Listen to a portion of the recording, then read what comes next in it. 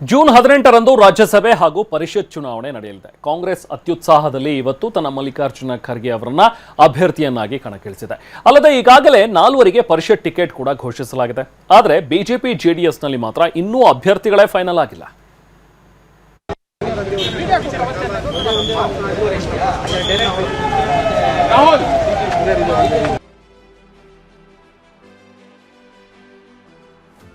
ಮಲ್ಲಿಕಾರ್ಜುನ ಖರ್ಗೆ ಜೊತೆ ಮನ್ಸೂರ್ ಅಲಿ ಖಾನ್ಗೆ ಚಾನ್ಸ್. ಶರ್ಮಿಳಾ ರೆಡ್ಡಿ ಬದಲು Pavan ಖೇರಾಗೆ Rajya Sabha ticket.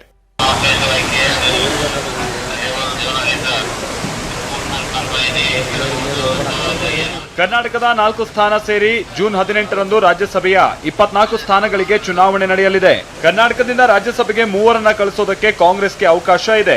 AICC ಅಧ್ಯಕ್ಷ ಮಲ್ಲಿಕಾರ್ಜುನ ಖರ್ಗೆ ಜೊತೆ ಎಐಸಿಸಿ ಮಾಧ್ಯಮ ಮುಖ್ಯಸ್ಥ ಪವನ್ ಖೇರಾ ಮತ್ತು ಎಐಸಿಸಿ ಕಾರ್ಯದರ್ಶಿ ಮನ್ಸೂರ್ ಅಲಿ ಖಾನ್ಗೆ ರಾಜ್ಯಸಭಾ ಟಿಕೆಟ್ ಸಿಕ್ಕಿದೆ. ಆಂಧ್ರಪ್ರದೇಶದ ಶರ್ಮಿಳಾ ರೆಡ್ಡಿ ರಾಜ್ಯದಿಂದ ರಾಜ್ಯಸಭೆಗೆ ತೆರಳೋದಕ್ಕೆ ಅವಕಾಶ ಸಿಗುತ್ತೆ ಅಂತ ಹೇಳಲಾಗ್ತಾ ಇತ್ತು. ಅದಕ್ಕಾಗಿ ಶರ್ಮಿಳಾ ಡಿಕೆ ಶಿವಕುಮಾರ್, ಖರ್ಗೆ ಹಾಗೂ ರಾಹುಲ್ ಗಾಂಧಿ ಅವರನ್ನ ಭೇಟಿ ಮಾಡಿ ಬೇಡಿಕೆಯನ್ನ ಇರಿಸಿದ್ದರು. ಆದರೆ ಶರ್ಮಿಳಾ ಬದಲು ಪವನ್ ಖೇರಾಗೆ ಅವಕಾಶ ಕಲ್ಪಿಸಲಾಗಿದೆ. ಮಾಜಿ ಸಿಎಂ ಸಿದ್ದರಾಮಯ್ಯನವರಿಗೆ ರಾಜ್ಯಸಭೆಗೆ ಬರುವಂತೆ ಸ್ವತಃ ರಾಹುಲ್ ಗಾಂಧಿ ಕರೆದಿದ್ದರು. ಆದರೆ ಸಿದ್ದು ಆ ಆಫರ್ ಅನ್ನ ನಯವಾಗಿ ತಿರಸ್ಕರಿಸಿದ್ದರು. ಈಗ ರಾಜ್ಯದ ಮನ್ಸೂರ್ ಅಲಿ ಖಾನ್ಗೆ ಟಿಕೆಟ್ ಸಿಕ್ಕಿದೆ.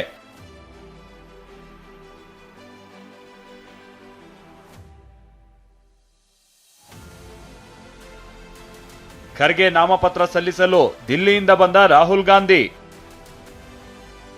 ಖರ್ಗೆ ಜೊತೆಗೆ ಸಿಎಂ, ಮಾಜಿ ಸಿಎಂ, ಸಚಿವರಿಂದ ಒಗ್ಗಟ್ಟು ಪ್ರದರ್ಶನ.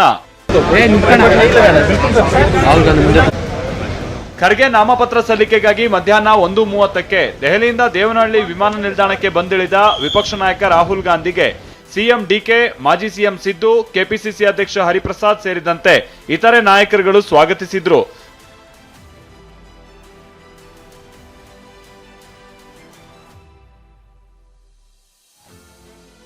ರಾಹುಲ್ ಗಾಂಧಿ ತಾಜ್ ಹೋಟೆಲ್ನಲ್ಲಿ ಮೀಟಿಂಗ್ ನಡೆಸದೆ ಎಲ್ಲಾ ನಾಯಕರ ಜೊತೆ ನೇರವಾಗಿ ವಿಧಾನಸಭೆಗೆ ಬಂದ್ರು.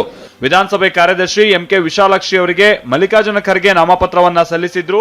ಈ ವೇಳೆ ರಾಹುಲ್ ಗಾಂಧಿ ಸೇರಿ ಇತರ ನಾಯಕರುಗಳು ಸಾಥ್ ಕೊಟ್ರು. ಬಹುಶಃ ನಮ್ಮೆಲ್ಲಾ ಶಾಸಕರು ಮತ್ತು ನಮ್ಮ ನಾಯಕರು ಸೇರಿ ನನ್ನನ್ನು ಆಯ್ಕೆ ಮಾಡಿದ್ದಾರೆ. ಈಗ ಚುನಾವಣೆ 18ನೇ ತಾರೀಕು ಕೂಡ ಎಲ್ಲ ಒಕ್ಕಟ್ಟಾಗಿ ಒಂದಾಗಿ ಕಾಂಗ್ರೆಸ್ ಅಭ್ಯರ್ಥಿಗೆ ಗೆಲ್ಲಿಸ್ತಾರೆ ಅಂತ ಹೇಳಿ ನನ್ನ ವಿಶ್ವಾಸ ಇದೆ. ಅದಕ್ಕೆ ನಿಮ್ಮೆಲ್ಲರ ಬೆಂಬಲನೂ ಕೂಡ ಬೇಕು. ಕರ್ನಾಟಕದಿಂದ 3 ರಾಜ್ಯಸಭೆಗೆ ಆಯ್ಕೆಯಾಗೋದು ಪಕ್ಕಾ.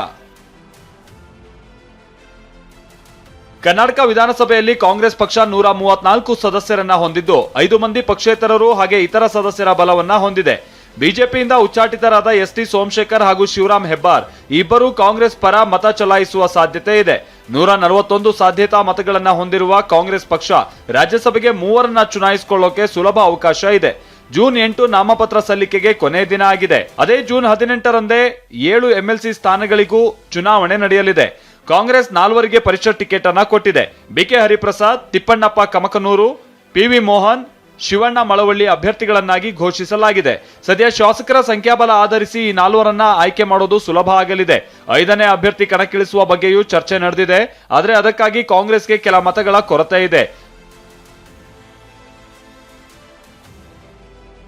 ಇನ್ನು ಬಿಜೆಪಿ ಮತ್ತು ಜೆಡಿಎಸ್ಗೆ ರಾಜ್ಯಸಭೆ ಮತ್ತು ಪರಿಷತ್ಗೆ ಎಷ್ಟು ಸ್ಥಾನ ಗೆಲ್ಲೋಕೆ ಅವಕಾಶ ಇದೆ ಅಂತ ನೋಡೋದಾದ್ರೆ ಬಿಜೆಪಿ ಮತ್ತು ಜೆಡಿಎಸ್ ಶಾಸಕರು ಸೇರಿ ಒಬ್ಬರನ್ನ ರಾಜ್ಯಸಭೆಗೆ ಚುನಾಯಿಸೋದಕ್ಕೆ ಅವಕಾಶ ಇದೆ. ಅದೇ ಕಾಂಗ್ರೆಸ್ಗೆ 4 ಎಂಎಲ್ಸಿ ಆಯ್ಕೆಯಾದ್ರೆ ಉಳಿದ 3 ಸ್ಥಾನ ಉಳಿಯುತ್ತೆ. ಜೆಡಿಎಸ್ ಮತ್ತು ಬಿಜೆಪಿ ಶಾಸಕರ ಸಂಖ್ಯಾಬಲ ಆಧರಿಸಿ 2 ಪರಿಷತ್ ಸ್ಥಾನ ಗೆಲ್ಲಿಸಿಕೊಳ್ಳಬಹುದು. ಆದ್ರೆ 3ನೇ ಅಭ್ಯರ್ಥಿ ಗೆಲ್ಲಿಸಿಕೊಳ್ಳೋಕೆ ಬಿಜೆಪಿಗೆ ಕೆಲ ಮತಗಳ ಕೊರತೆ ಬೀಳಲಿದೆ. ಬಿಜೆಪಿ ಈವರೆಗೂ ರಾಜ್ಯಸಭೆ ಮತ್ತು ಎಂಎಲ್ಸಿ ಚುನಾವಣೆಗೆ ಅಭ್ಯರ್ಥಿಗಳನ್ನ ಘೋಷಿಸಿಲ್ಲ. ಇವತ್ತು ಅಥವಾ ನಾಳೆ ಟಿಕೆಟ್ ಘೋಷಿಸಬಹುದು ಅಂತ ಬಿಜೆಪಿ ರಾಜ್ಯಾಧ್ಯಕ್ಷ ಬಿವೈ ವಿಜಯೇಂದ್ರ ಹೇಳ್ತಿದ್ದಾರೆ. ಇವತ್ತು ನನಗನ್ಸಿದಾಗ ಇವತ್ತು ಅಥವಾ ನಾಳೆ ಒಳಗಡೆ 2 ವಿಧಾನ ಪರಿಷತ್ತಿಗೆ ಎರಡು ನಮ್ಗೆ ಅವಕಾಶ ಇದೆ. ರಾಜ್ಯಸಭೆ ಒಬ್ಬರಿಗೆ ಮಾತ್ರ ಅವಕಾಶ ಇರುವಂಥದ್ದು. ಬಹುಶಃ ಇವತ್ತು ಅಥವಾ ನಾಳೆ ಒಳಗೆ ಕೇಂದ್ರದ ವರಿಷ್ಠರು ನಿರ್ಧಾರವನ್ನು ತಿಳಿಸ್ತಾರೆ.